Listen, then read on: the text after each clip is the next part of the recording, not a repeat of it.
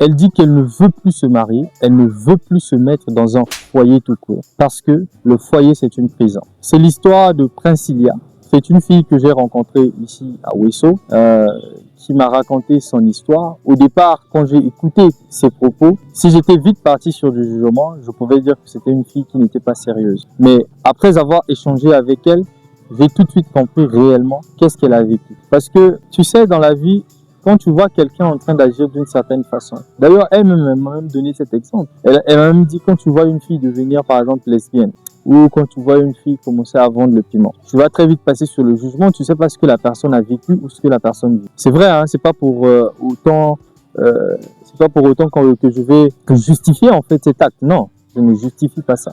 Mais seulement, il y a certaines circonstances qui arrivent dans la vie des gens qui leur poussent à faire des choses qui ne sont peut-être pas louables à nos yeux, hein, d'après notre consentement. Et c'est le cas de cette dame. Aujourd'hui, elle me dit, je ne peux plus me mettre en couple. Je préfère avoir des copains à gauche et à droite qu'aller me mettre dans la maison de quelqu'un pour aller souffrir. Bon, j'ai voulu savoir réellement quelle a été la cause, pourquoi agir de telle façon. En fait, il y a un truc qui est revenu, que j'ai vu, hein, ça revient dans la plupart des cas en tout cas, surtout au Congo-Brazzaville, quand je vois les différents couples, quand je vois les différents couples, c'est quelque chose qui revient tout le temps. C'est quoi cette chose qui revient tout le temps?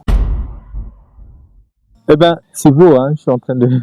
Il y a des gens qui sont là. Ce qui revient tout le temps, c'est que quand un homme enceinte une femme, il fait de la vie de cette femme un calvaire dès le jour où il apprend que cette femme-là est enceinte. Je t'assure que c'est vraiment quelque chose qui revient sur beaucoup de personnes que je rencontre. J'en ai vécu même avec ma propre sœur, j'en ai vécu avec des amis, tout ça. Moi, je me pose la question, pourquoi ce problème d'irresponsabilité des hommes? Donc, quand tu mettais le truc là, tu savais pas que ça donnait bébé après. Parce qu'aujourd'hui, cette dame, elle ne veut plus repartir dans un foyer parce que cet homme avec qui elle a vécu, ça fait 10 ans, elle me dit que ça fait 10 ans qu'ils ont été en couple, dans le sens où elle a 2 enfants, elle a 28 ans aujourd'hui, 10 ans dans ce foyer avec cet homme, et elle ne veut plus rien entendre parler de ça. Donc, après 10 ans, première grossesse, c'était des problèmes, c'était compliqué à gérer pour elle, parce que le mari les avait abandonnés, donc lui, elle et l'enfant. Elle a dû se reporter chez son pasteur, ce genre de choses, donc c'est eux qui les ont aidés. Bon, le seul endroit où moi j'ai pas compris, les femmes, vous aussi, c'est comment? Elle dit qu'elle est encore tombée enceinte la 2e fois. Bon, tu as déjà vu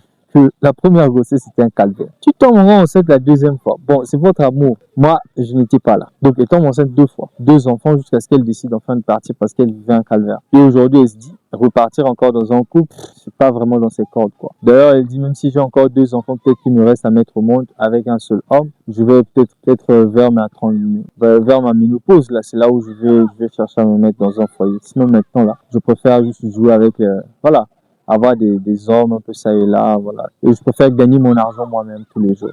Donc, tu vois un peu l'incidence, sinon l'impact des actes que nous posons, nous hommes. Quand on enceinte une femme, on l'abandonne à elle-même. Regarde ce que ça donne. Tu vois la femme, elle était une très très belle femme, hein, la jeune en question. Elle est très très belle là-dedans. Mais dans sa tête, là, c'est déjà cabossé. C'est déjà cabossé maintenant. Elle ne fait plus confiance. Donc, je sais pas trop, toi, qu'est-ce que tu penses de cette histoire? Est-ce que tu penses qu'elle a raison d'agir ainsi? Ou est-ce qu'elle devrait se ressaisir? Il y a une seule chose que j'ai quand même pu lui dire. Bon, je ne l'ai pas jugée, j'ai écouté, j'ai compris, mais elle m'a dit qu'elle est chrétienne, elle est chantre à l'église. Moi, c'est ce qui m'a vraiment fait le plus mal. Parce que j'ai même d'abord voulu comprendre, bon, tu es chantre à l'église, tu es chrétienne. Cet homme que tu as pris, est-ce que c'était un chrétien? Elle me dit non. Je ne suis pas en train de justifier aussi le fait que si c'était un chrétien, que ça devrait peut-être être le bon.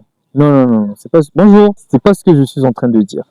Je ne justifie en aucun cas cela, parce que c'est pas parce que c'est un chrétien qui va être saint ou non. Juste que je me dis, hein, ça pouvait un peu limiter un peu la dose peut-être du problème.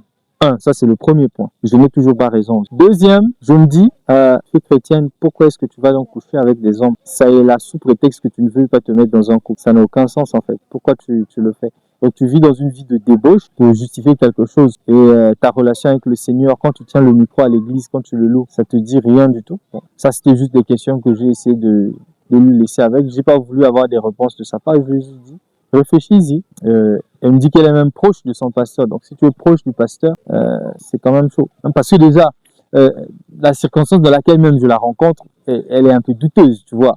C'est le chauffeur qui est en train de me conduire, qui me dit que c'était pour elle, il y a 2 ans, Et voilà, il voulait rabibocher devant moi, il voulait prendre de la bière, tout ça. Voilà, j'ai besoin d'une bière, nanani, nanana. Donc, comme je suis assez ouvert d'esprit, je me suis dit, bon, je les accompagne.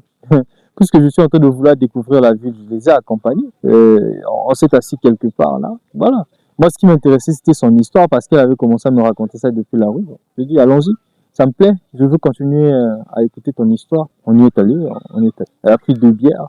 Euh, je ne la juge pas en tant que chrétienne, elle fait sa vie. Mais moi, je lui ai juste dit de vouloir essayer de revoir maintenant sa relation avec son Dieu. Est-ce qu'elles se sont condamnées quand elle est en train de faire ça? C'est pas le cas. Qui suis-je? Mais en tout cas, n'hésite pas à me dire en commentaire qu'est-ce que toi tu en penses. Est-ce que tu penses que le fait que les hommes abandonnent les femmes quand elles tombent enceintes, c'est un problème spirituel? C'est quoi l'histoire en fait? Quel est le problème quand un homme change quand la femme tombe enceinte? C'est compliqué. Tu fais vivre un calvaire à nous. Et est-ce que rester seul comme ça, c'est aussi une solution? Voilà, moi je sais pas, j'ai pas un avis clair là-dessus. J'ai pris sur moi quand elle parlait, donc j'écoutais. Madame Pems, tu n'es pas avec moi, mais dis-nous ce que tu en penses en commentaire en tout cas. Et si tu viens de nous découvrir par cette vidéo, donc avec Madame Pems qui est là en esprit, n'hésite pas à t'abonner, à activer la cloche de notification pour ne rien louper de mes prochaines vidéos. D'ailleurs, il y a plusieurs vidéos sur la chaîne qui pourront t'intéresser, sûrement. Et sache qu'ici, en tout cas, on aide tout simplement les gens à transformer les défis de la vie à deux en opportunités pour un amour vrai, fort et durable. Voilà, je te dis à très bientôt dans une prochaine vidéo. Ciao.